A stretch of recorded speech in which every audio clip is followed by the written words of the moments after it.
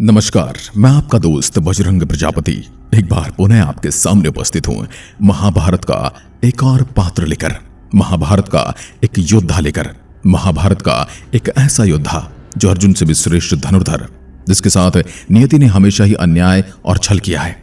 किंतु कहते हैं कि ना कि संगत का असर बहुत बुरा होता है। कर्ण के बारे में भी जानते हैं कि वह सूर्य कुंती पुत्र थे। उनके पालक माता पिता का नाम अधिरथ और राधा था। उनके गुरु परशुराम और मित्र दुर्योधन थे। हस्तिनापुर में ही कर्ण का लालन पालन हुआ। उन्होंने अंग देश के राज सिंहासन का भार संभाला था। जरासंध को हराने के कारण उनको चंपा नगरी का राजा भी बना दिया गया था। महाभारत युद्ध में कर्ण सबसे शक्तिशाली योद्धा माने जाते हैं। कर्ण को किस तरह से काबू में रखा जाए, ये भगवान कृष्ण के लिए भी चिंता का विषय हो गया था।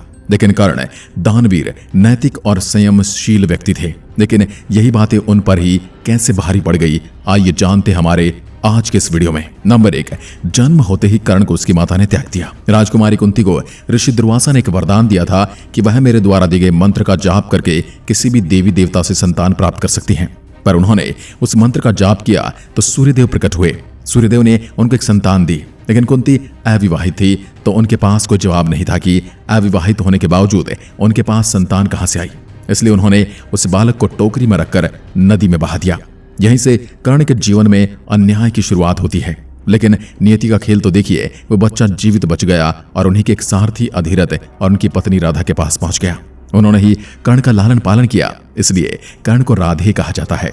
क्षत्रिय होते हुए भी कर्ण को एक सूत पुत्र का जीवन बिताना पड़ा। इससे बड़े दुर्भाग्य की बात क्या हो सकती है। जिससे महलों में पलना बढ़ना चाहिए था, वह एक निर्धन गरीब परिवार में पल बढ़ रहा था। नंबर 2, थोड़े बड़े होते जब कर्ण द्रोणाचार्य के पास धनुर्विद्या सीखने गए तो द्रोणाचार्य ने कर्ण के सूत पुत्र होने की जानकर विद्या सिखाने से इनकार कर दिया।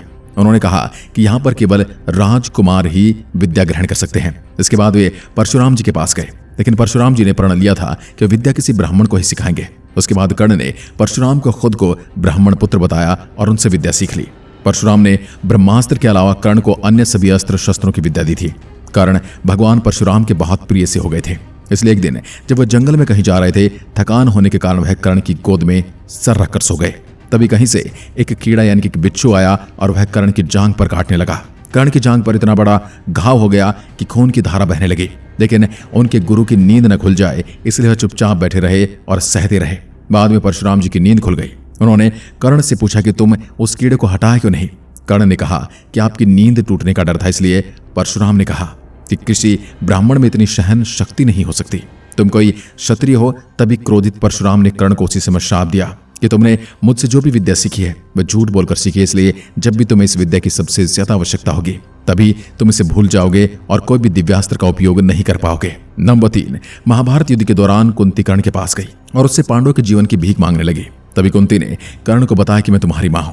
कुंती के लाख समझाने पर भी कर्ण नहीं माने और कहा कि जिनके साथ मैंने अब तक अपना सारा जीवन बिताया उनके साथ ही मैं विश्वासघात नहीं कर सकता। मेरा जीवन तो दुर्योधन का ही है और यही उसी पर न्यौछावर भी है।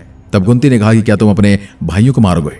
इस पर कर्ण ने अपनी मां को वचन दिया, माते तुम जानते हो कि कर्ण के यहाँ याचक बनकर आया कोई खाली हाथ नहीं जाता, और आज तो मां आई है। मैं तुम्हें वचन देता हूं, अर्जुन को छोड़कर मैं अपने अन्य भाइयों पर शस्त्र तो उठाऊंगा पर उन्हें जान से नहीं मारूंगा।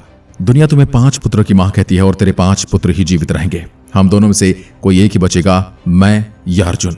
नंबर 4, परशुराम जी के आश्रम से शिक्षा ग्रहण करने के बाद कर्ण एक दिन जब धनुर्विद्या का अभ्यास कर रहे थे, तब उन्होंने एक गाय के बछड़े को एक वन्य पशु समझकर शब्द बेदी बाण चला दिया और उस बाण से बछड़ा मारा गया। तब उस गाय के बछड़े के स्वामी ब्राह्मण ने कर्ण को शाप दिया कि जिस प्रकार तूने एक असहाय बछड़े को मारा है, वैसे एक दिन तेरी मृत्यु भी ऐसी होगी जब तू बिल्कुल असहाय होगा। और ऐसा हुआ भी। जब अर्जुन ने कर्ण को मारा था तब वह बिल्कुल निशस्त्र और असहाय था। नंबर 5, दोस्तों कर्ण को यही नहीं और भी श्राप मिले थे, जिससे धरती माता का श्राप भी है। एक छोटी बच्ची का घी धरती पर गिर जाता है और वह जोर जोर से रोने लगती है। यह देखकर कर्ण अपनी मंत्र शक्ति से उसके घी को दोबारा धरती से प्राप्त करता है, जिससे धरती माँ को बहुत पीड़ा होती है। तब धरती माँ ने कर्ण को श्राप दिया था कि तब तुझे भी मेरी यानी कि धरती की सबसे ज्यादा जरूरत होगी, तब मैं तेरा त्याग कर दूंगी। और साथ ही एक सलाह भी दी कि किसी एक की सहायता करने के लिए किसी दूसरे को तकलीफ नहीं देनी चाहिए। वह भी यही था कि जब कर्ण का अर्जुन से घोर युद्ध चल रहा था तब उसके रथ का पहिया बार बार भूमि में धंस जाता था और उसे निकालने फिर से युद्ध करने लगता था। ऐसे समय में जब उसके रथ का पहिया भूमि में धंस गया तब उसे निकालने लगा। इतना बलशाली होने के बावजूद भी कर्ण जमीन में धंसे हुए पहिए को निकाल न पाया। उस समय उसे घबराहट भी हो रही थी। उसका सारा ध्यान युद्ध के अलावा पहिए पर चला गया था। वह खुद को असहाय महसूस कर रहा था और ऐसे मौके का लाभ उठाकर अर्जुन ने कर्ण का वध कर दिया था। जन्म से लेकर मृत्यु तक कर्ण को सिर्फ जीवन में उपहास, निंदा, दुखों और अन्याय से ही गुजरना पड़ा। गैरों को तो छोड़ो, उसके अपनों ने भी उसके साथ छल किया। फिर भी उसने अपने जीवन से हार नहीं मानी और कठिन से कठिन परिस्थितियों में डटकर उनका सामना किया। हमें भी कर्ण से जीवन जीने की कला सीखनी चाहिए और हमेशा कठिन से कठिन स्थिति आने पर भी डटकर खड़े हो जाना चाहिए। अगर आपको भी लगता है कि कर्ण के साथ अन्याय हुआ है तो हमें कमेंट करके जरूर बताएं। धन्यवाद।